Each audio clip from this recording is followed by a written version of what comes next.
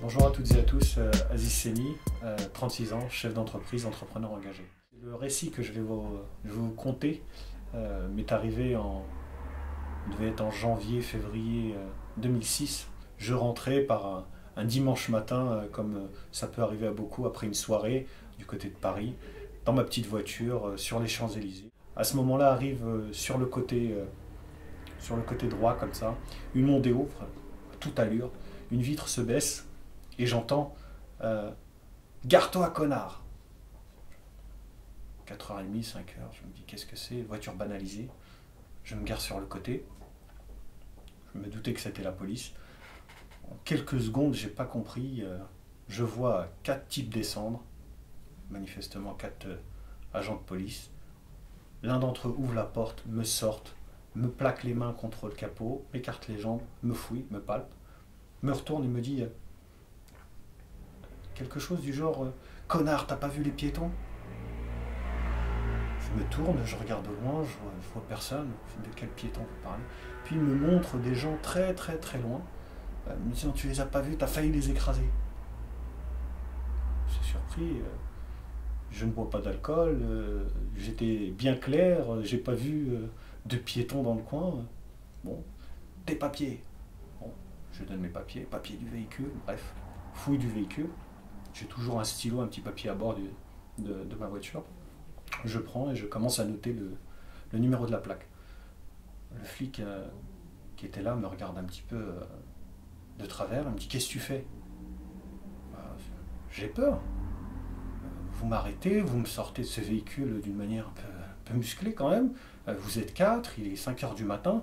Je ne sais pas ce qui peut se passer. Je prends le numéro de la plaque, on ne sait jamais ce qui peut se passer. Faites votre travail, vérifiez les papiers, vérifiez le véhicule et puis je vais m'en aller. Il part, il revient, son collègue a fait le tour de la voiture, tout est ok, les papiers sont ok. Il me dit je vais te dresser un PV. Ah oui, pour quel motif? Refus de priorité à un piéton. Il fait le PV, il vient, il me le donne, il me dit allez, tu peux te casser. À l'époque, j'avais un avocat qui s'appelait Théo Klein, à qui j'avais un petit peu raconté cette aventure. Il me dit, il ne faut pas en rester là. Je mets, tu sais, un contrôle d'identité. Donc je dis à Théo, on laisse tomber. Il me dit, non, c'est pas comme ça. En France, on est dans un pays de droit. Il y a des gens qui font leur travail, le font correctement, il faut les féliciter. Puis il y en a d'autres qui viennent pourrir tout ça. Il me dit, je vais m'en occuper. Il fait un courrier au procureur de la République en racontant les faits que je lui ai relatés. Se passe pas un mois. Convocation à l'inspection générale des services. On me demande de venir devant les policiers pour raconter à nouveau oralement ce qui était dans la lettre. J'arrive, on me dit que je peux m'installer, on me fait recevoir par un agent.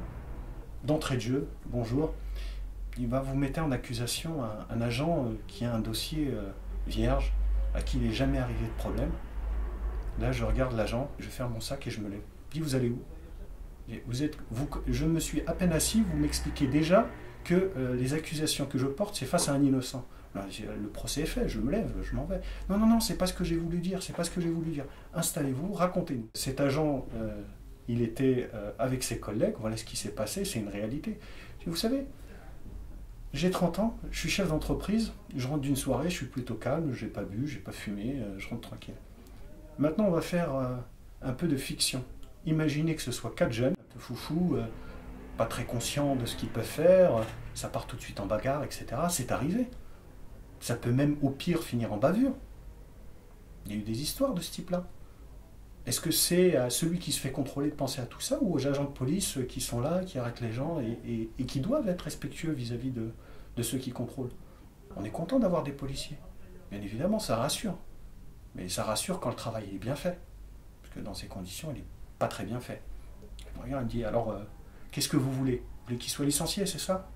Je dis non, c'est pas ce que je veux. Il est sûrement père de famille, il a des enfants, il il a un loyer à payer, etc. C'est pas ce que je demande. Je veux simplement qu'il soit averti, qu'on lui mette un avertissement et qu'il prenne conscience de ce qu'il a fait. Et puis surtout qu'il ne recommence pas.